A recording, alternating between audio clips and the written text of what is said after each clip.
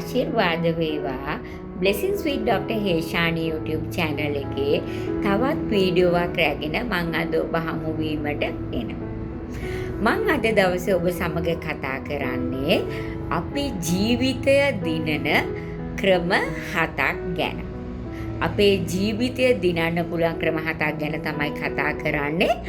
අපි දන්නවා ජපානය කියන්නේ ගොඩාක් ඒගොල්ලෝ දිනපු රටක් නේද? හැම පැත්තෙම ඒගොල්ලෝ ගොඩක් ජයග්‍රහණ ලබපු රටක්.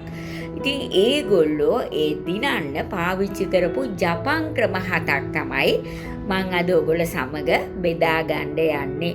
මේක මං හිතනවා ජපන් ක්‍රම වුණාට අපිටත් මේක පාවිච්චි කරලා අපේ ජීවිතත් ඉතාමත් සාර්ථක ජයග්‍රාහී ජීවිත බවට පත් කරගන්න පුළුවන් වෙයි කියලා. ඒකේ පළවෙනි එක තමයි අපි ඒකට කියන්නේ කයිසන් කියලා. කයිසන් කියන්නේ අපි ඒකට විනාඩිය රීතිය කියලාත් කියනවා. ඒ කියන්නේ මේකෙදි අපි කරන්නේ ලොකු අපිට මොකක් හරි ටාස්ක් එකක් අපේ වැඩක් තියෙනවා නම් ඒක කුඩා කොටස් වලට කඩලා ඒ කුඩා කොටස කරගෙන යනවා. අපි ලොකු දේ ගැන ලොකුවට අපි අවධානය යොමු කරන්නේ කුඩා කොටස් වලට අපි මේ වැඩේ කඩලා ඒ වෙලාව කුඩා කොටස් වලට බෙදාගෙන කරගෙන යනකොට අන්තිමට ඒ වැඩේ සිද්ධ වෙලා තියෙනවා. ඉතින් ඔබගේ ප්‍රොජෙක්ට්ස් වලට ඔබ කරන ඔබගේ ෆිට්නස් එකට ඔබගේ ප්ලෑන්ස් වලට මේක පාවිච්චි කරන්න පුළුවන්. ඊළඟට දෙවෙනි ක්‍රමේ තමයි අපි ඒකට කියනවා ඉකිගායි කියලා. ඉකිගායි කියන්නේ හැම වෙලේම ජීවත් වීමට අරමුණක් හොයන්න. හැම වෙලේම ඔබ අරමුණක් තියාගන්න, බලාපොරොත්තුවක් තියාගන්න. එතකොට විශේෂයෙන් ඔබගේ ජීවිතයේ ඔබට පැෂන් එකක් තියාගන්න, ඒ වගේම ඔබගේ ස්කිල් එකට ඔබට ආදායමක් හොයන්න තියෙන අවස්ථාවල් වලට ඒ හැම දෙයකම ඔබ අරමුණක් තියාගන්න මම මේක කරනවා කියලා.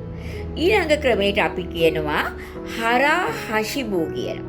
හරා හෂිබු කියලා කියන්නේ මේකෙදි අපි කියන්නේ ඔබ ඛණ්ඩ යනකොට ඔබ බඩ පැලෙනකන් ඛණ්ඩ එපා කියලා.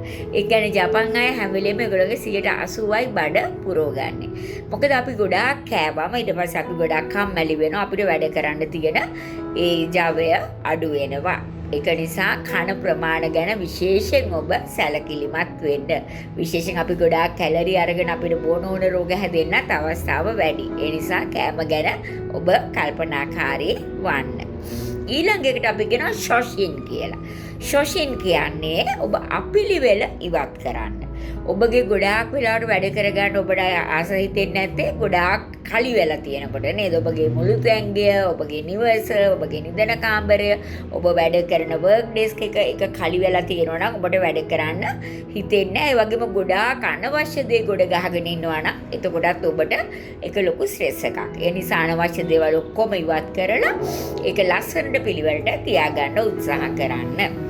ඊළඟ එකට අපි කියනවා කින්සුගී කියලා. කින්සුගී කියන්නේ ඔබ වැඩක් කරනකොට ඔබ හැම වෙලේම පර්ෆෙක්ට් වෙනකන් ඉන්න අවශ්‍ය නැහැ. ඔබ වැඩේ පටන් ගන්න. ඔබ වැඩේ පටන් අරගෙන කරගෙන යන්න. හැම වෙලේම අඩුපාඩු තිබුණා කියලා වැඩ නොකර ඉන්න අවශ්‍ය නැහැ. ඔබ වැඩ කරනකොට ඔබට අඩුපාඩු වෙනවා. ඔබට වැරදීම් වෙනවා. නමුත් ඒව වලින් තමයි අපි ඉගෙන ගන්නේ. අපේ ෆේලියර්ස් අපි ඒක බ්ලෙසිං එකක් කරගන්න ඕන යම්කිසි දෙයක් ඉගෙන ගන්න. ඒ විදිහට අපිට පුළුවන් අපේ ඒ ජීවිතය සාර්ථක කරගන්න. ඊළඟ ක්‍රමයට අපි කියනවා පොමොඩෝරෝ ක්‍රමය කියලා. පොමොඩෝරෝ ක්‍රමය බහලා ඇති. ඒ කියන්නේ මේකෙදි කරන්නේ අපි එක දිගටම වැඩ කරගෙන යන්නේ නැහැ. අපි වැඩ කරලා විවේකයක් ගන්නවා. ඒක සාමාන්‍යයෙන් අපි කියන්නේ විනාඩි 25ක් ඔබ එක දිගට වැඩ කරන්න. ඔබගේ මොළයට ගොඩක් වෙලාවට අවධානය දීලා ඉන්න පුළුවන් විනාඩි 25යි.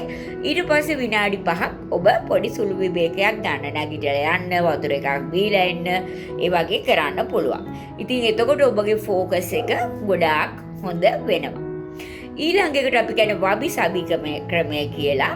ඒ කියන්නේ වබි සබි කියලා කියන එකේ තේරුම තමයි ඔබ පූර්ණ වෙනකන් ඉන්න එපා. ඔබ යම්කිසි දෙයක් වෙනඳ ඔබ පර්ෆෙක්ට් වෙනකන් ඉන්න එපා. ඔබට තියෙන දේ ඔබ පටන් ගන්න. ඔබට දැනට තියෙන රිසෝස් වලින් පටන් ගන්න. ඔබ බිස්නස් එකක් පටන් ගන්නවා. ඔබට තියෙන දේෙන් ඔබ පටන් ගන්න. ඒක ඉදිරියට යනකොට ඒක ඔබට දියුණු කරගන්න පුළුවන් වෙයි.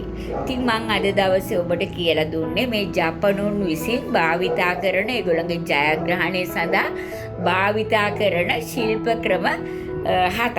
ඒවා ඇත්තටම ජපන් අයගේ සාර්ථකත්වයේ රහස් තමයි මම අද ඔයගොල්ලොත් එක්ක බෙදාගත්තේ. ඉතින් අපිටත් මේවා පාවිච්චි කරොත් අපේ ජීවිතත් සාර්ථක කරගන්න පුළුවන් වෙයි කියලා මම හිතනවා. ඉතින් ඔබට මේ වීඩියෝ ආශිර්වාදයක් වුණා නම් ඔබගේ යාළුවන් අතරත් බෙදා ගන්න.